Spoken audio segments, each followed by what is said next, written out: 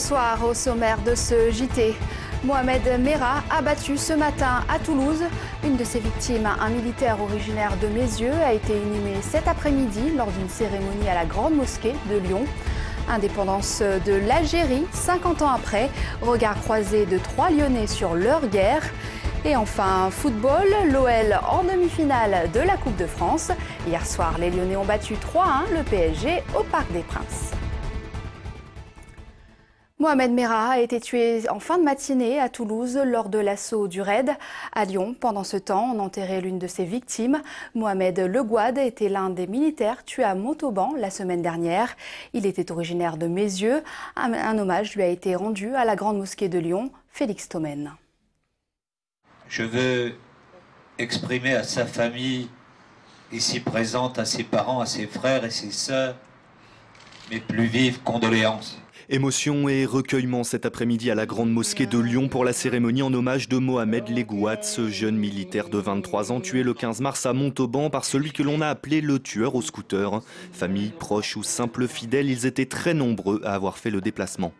C'est un événement qui est triste et tragique et puis on veut témoigner notre compassion à la famille, à ce défunt. Alors que quelques heures plus tôt on apprenait la mort de l'assassin présumé Mohamed Merah, les représentants du culte musulman craignent surtout que cette tragédie ne ravive des tensions entre communautés.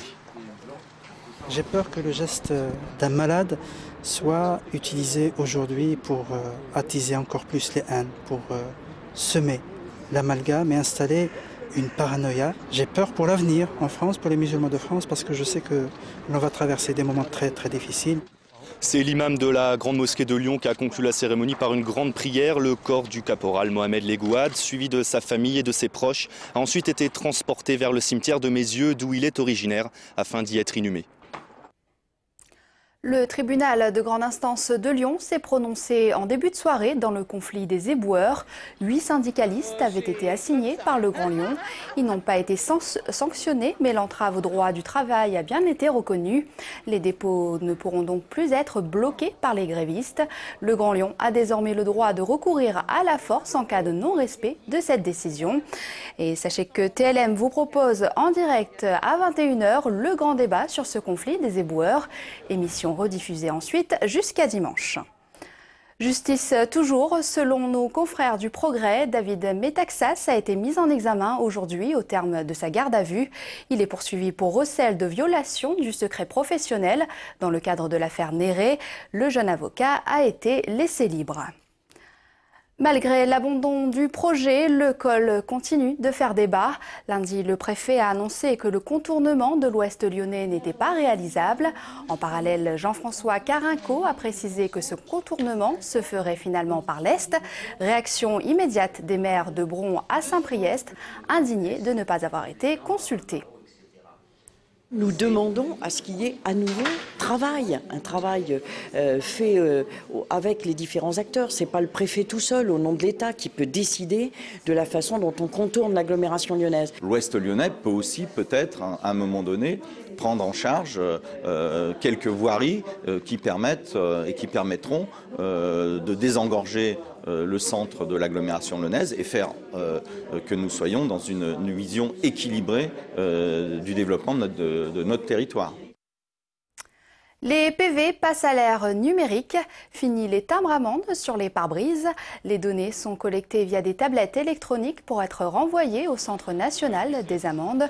L'an dernier, près de 700 000 usagers ont été verbalisés à Lyon. L'automobiliste n'a plus de timbre-amende sur son pare-brise.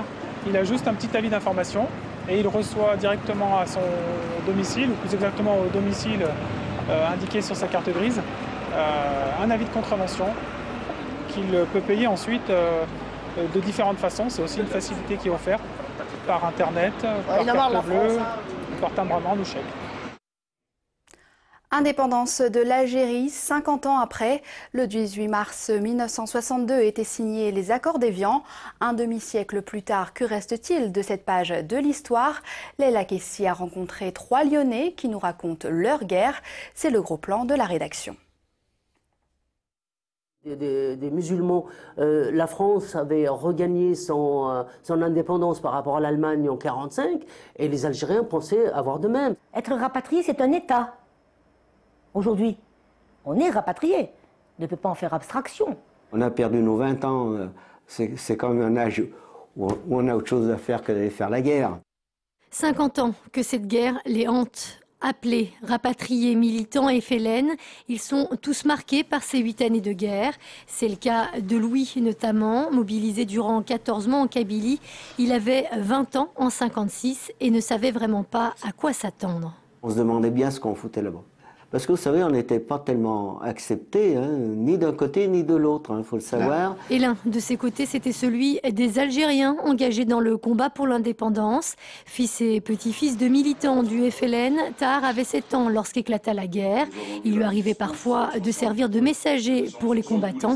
Une mission remplie, dit-il, avec une certaine insouciance. Et une fois, je passais par les fils barbelés et il y a eu une patrouille. Je me suis précipité pour sortir rapidement des barbelés. Je me suis blessé à la jambe, j'ai une grosse cicatrice. Autre cicatrice qui ne s'est pas totalement refermée, celle-là, celle des rapatriés. Germaine a tout quitté en 62, Alger, ses racines. Arrivée dans la région, elle a dû se résoudre à tourner la page, bien malgré elle. On ne savait pas quel avenir nous était réservé. Nous avons voulu, moi en tout cas, et par rapport à mes enfants, qu'ils souffrent le moins possible d'un déracinement. Un demi-siècle tout juste après la signature des accords d'Évian, le 19 mars 62, il paraît donc évident que cette histoire commune est encore loin aujourd'hui d'appartenir tout à fait au passé.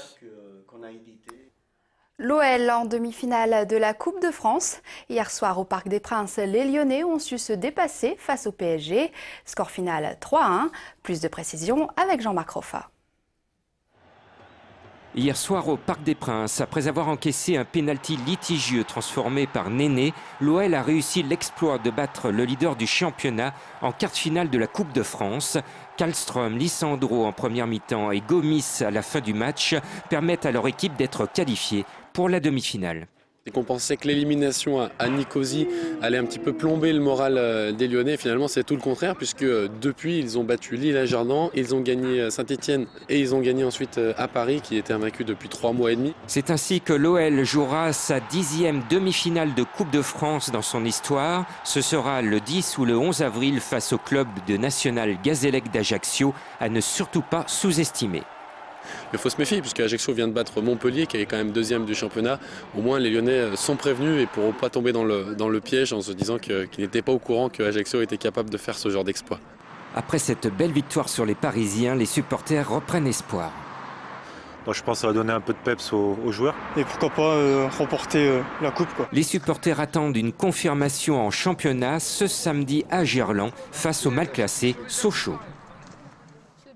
Et puis autre demi-finale, cette fois en Ligue des Champions féminine. L'OL a aussi brillé face aux Danoises de Brøndby en s'imposant 4-0 comme à l'aller.